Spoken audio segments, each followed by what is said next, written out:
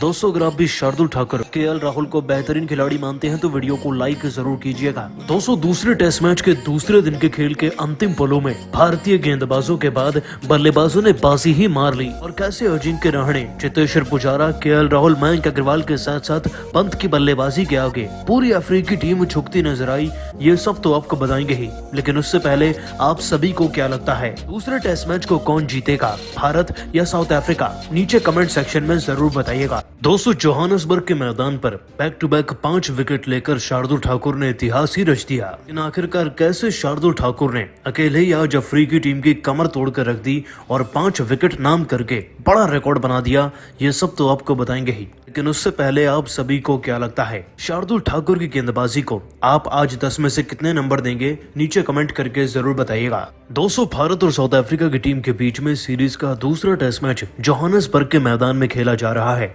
आपको बता दें कि कोहली नहीं तो क्या, केएल राहुल भारतीय क्रिकेट टीम की कमान को संभाल रहे हैं और क्या खूब संभाल रहे हैं। मुकाबले की शुरुआत भारतीय क्रिकेट टीम के टॉस जीतने के साथ हुई थी। जीतकर हमारा फैसला पहले बल्लेबाजी का रहा। अब दोस्तों, फैसला तो भारतीय क्रिकेट टीम का था, लेकिन पहले दिन के खेल में ये फैसला पूरी तरीके से अफ्रीका के हक में चला गया कि केएल राहुल ने 50 रन जरूर बनाए, लेकिन आगे चलकर केएल राहुल का साथ देना तो दूर की बात, कोई खिलाड़ी 20 से ज्यादा रन तक नहीं लगा पाया। इसका दोस्तों नतीजा ये रहा कि भारतीय क्रिकेट टीम रेंगते हुए 200 के पार तो पहुंच गई थी, लेकिन 202 से ज्यादा रन स्कोरबोर्ड पर नहीं लगा पाई।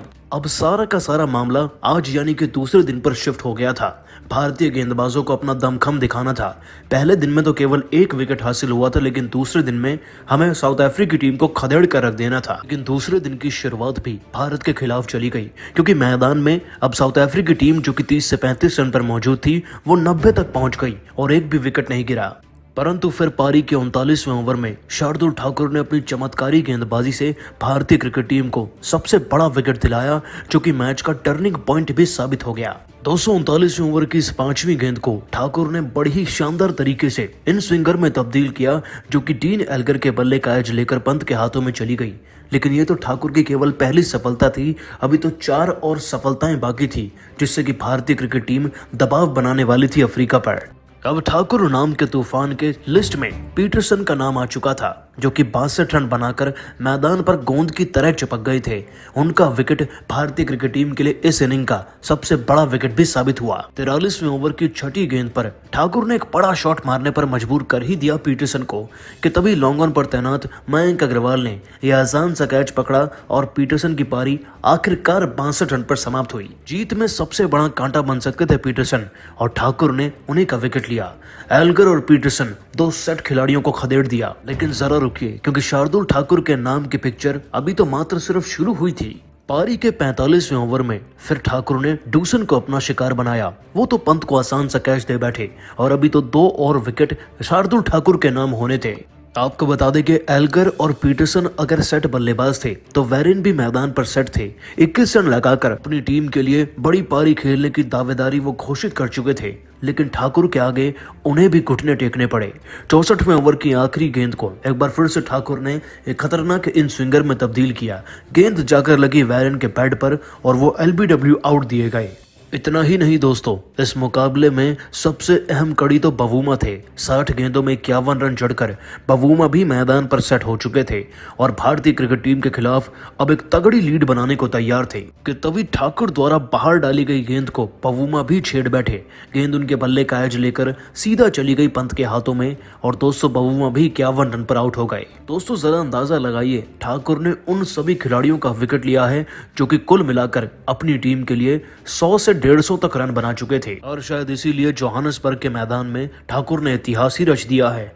उन बड़ी मछलियों को जाल में फंसाया जो कि भारतीय क्रिकेट टीम के लिए कांटा बन सकते थे जीत में। लेकिन दोस्तों, ठाकुर की इसी खतरनाक गेंदबाजी को आप 10 में से कितने नंबर देंगे? कमेंट करके जरूर बताइएगा, और ऐसी सभी ताजा खबरों के लिए अभी सब्सक्राइब कीजिए हमारे चैनल को। धन्यवाद। दोस्तों, भारत और साउथ अफ्रीका की टीम के बीच में चल रहे सीरीज के दूसरे टेस्ट मैच में भारतीय जाबाजों का प्रदर्शन अब अफ्रीकी टीम पर भारी पड़ता नजर आ रहा है। है। आपको बता दें कि दूसरे टेस्ट मैच में भारतीय क्रिकेट टीम की कमान को कोहली नहीं बल्कि राहुल संभाल रहे हैं। पहले दिन का खेल भले ही भारत के नाम नहीं था, हमने टॉस जीती, बल्लेबाजी चुनी और स्कोरबोर्ड पर कुछ खास नहीं कर पाए क्योंकि केवल कप्तान साहब के बल्ले से ही 50 निकला और अश्विन के बल्ले से दूसरे नंबर के हाईएस्ट रन 46 रन निकले थे। हमारी टीम जैसे तैसे 202 तक तो पहुंच गई थी, लेकिन असली इम्तिहान इस बार बल्लेबाजों का नहीं बल्कि गेंदबाजों का होना था क्योंकि दोस्तों साउथ अफ्रीका की टीम इतनी भी कच्ची नहीं कि अपनी सरजमी पर ही 203 रन ना बना सके और उसके बाद लीड चढ़ाने में भी साउथ अफ्रीका की टीम अगर कामयाब हो जाती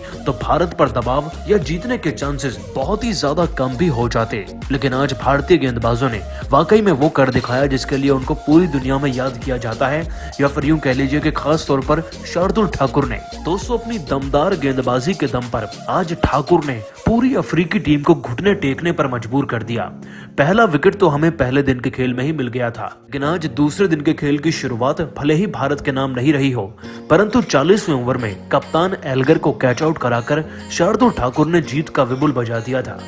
बस फिर क्या होना था, आगे चलकर एक के बाद एक हर एक सेट खिलाड़ी को आउट किया तो शार्दुल ठाकुर ने, फिर वो चाहे 65 पर खेल रहे पीटरसन हो, ड्यूसन हो या फिर वेरिएंट जो कि टीम के लिए 20 से 21 रन बना चुके थे। यहां तक कि जेनसन जैसे खिलाड़ियों को भी ठाकुर ने आउट किया और उनके अकेले के खाते में 7 विकेट दर्ज हो गए। और जोहानिसबर्ग में इतनी कम उम्र में इतने ज्यादा विकेट अभी तक केवल शार्दुल ठाकुर ही ले पाए हैं भारत की तरफ से। लेकिन इससे पहले कि दूसरे दिन का खेल खत्म होता, जाते जाते हमारे बल्लेबाजों ने भी कमाल कर दिया।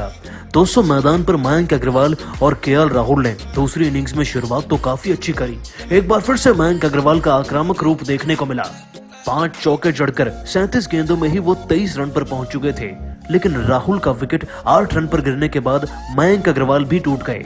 आपको बता दें दोस्तों कि राहुल जैसे ही 8 रन पर कैच आउट हुए उसके तुरंत बाद ही एलबीडब्ल्यू आउट हो गए 23 रन पर मयंक अग्रवाल। लेकिन आज इन दोनों खिलाड़ियों की कमी को पूरा किया पुजारा और रहाणे ने। अपना क्लास और अनुभव दिखाते हुए आज इन्होंने आलोचकों का मुंह बंद करके रख दिया है। 200 दिन के खेल के अंतिम पलों में जहां बाकी खिलाड़ी विकेट बचाते हैं और उस चक्कर में आउट हो जाते हैं, तो वहीं पुजारा ने अपना नेचुरल गेम खेला। 31 गेंदों में 5 चौके जड़कर ये खिलाड़ी 24 तक पहुंच चुका था।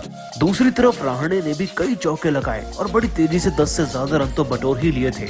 और रहाणे और पुजारा के इसी साहस से जाते जाते न सिर्फ भारत से प्रेशर फिर से अफ्रीका पर मूव हो गया, बल्कि भारतीय क्रिकेट टीम 74 रन पर भी पहुंच गई थी और लीड 50 के पार हो गई।